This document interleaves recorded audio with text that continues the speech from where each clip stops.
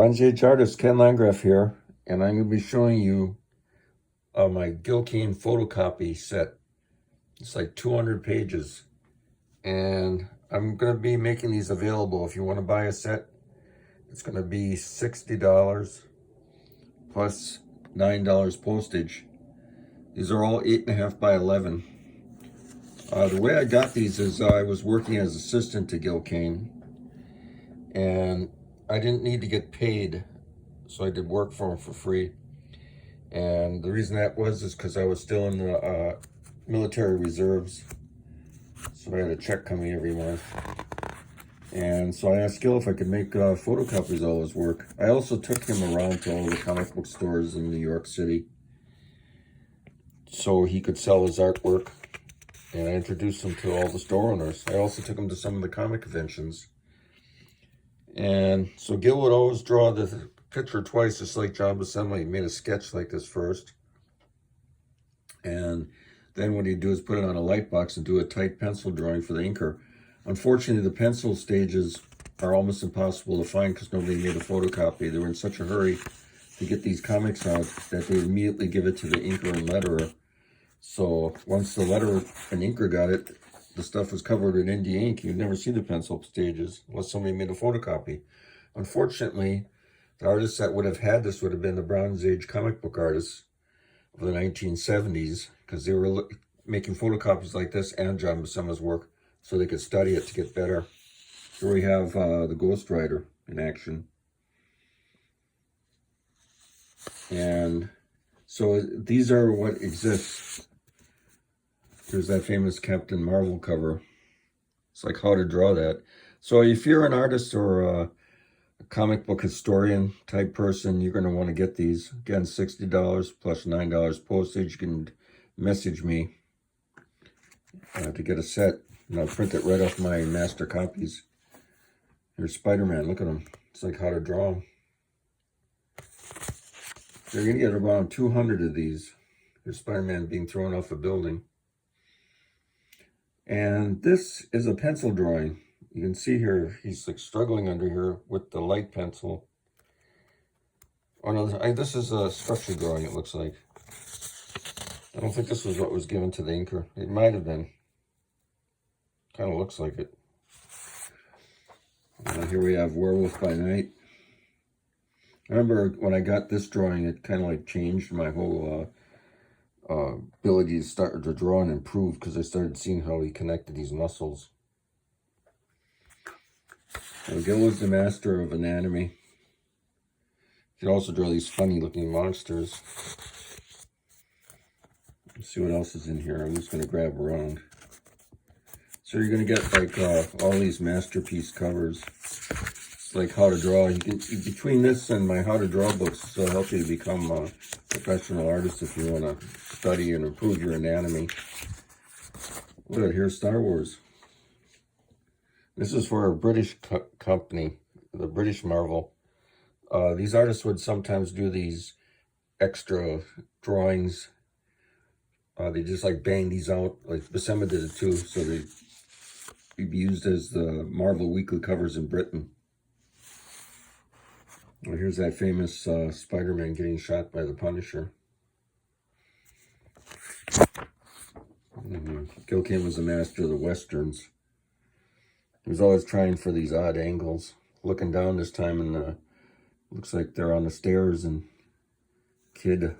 Rawhide Kid Colt is getting ready to fight. Well, here's one of the most famous of all the covers, Conan. This has been copied by many comic book artists, this pose. You'll find it if you look at all covers of any Barbarian, science fiction. Even Man-Thing cover was, some of them were based on this pose. Well, here we got Mobius, the vampire. The bat's flying there. Look at that nice bat up there. Look at that girl's hair flow. I remember copying this over and over and over to learn how to draw the hair, how it would turn in space. This is one of my favorites, an Avengers cover. Almost looks like Renaissance anatomy.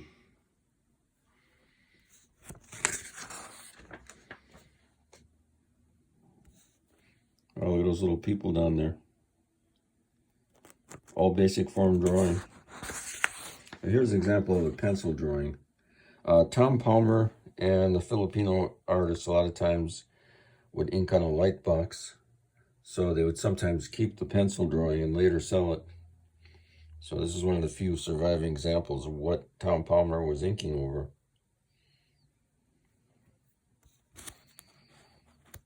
So again, Gil would make a sketch, put it on his light box, and do a pencil drawing. This is a case here. This is a pencil drawing.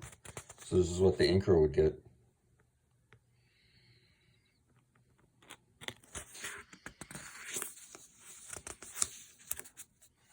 Let's see what else we got in here. Oh, Power Man.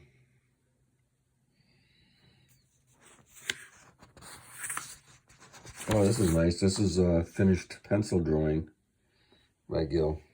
So this is what the inker would get. I guess this is Palmer again. The Filipino artists would a lot of times ink John Buscema, and he would use craft tint paper so they could keep his pencils and later sell them. So that they would have me trace off John Buscema's pencils onto craft tint chemical shading paper. And then they would ink on that and use the chemical shading to get the grays for the Conan the Barbarian. Oh, this is interesting. There's the sketch. And here's the pencil.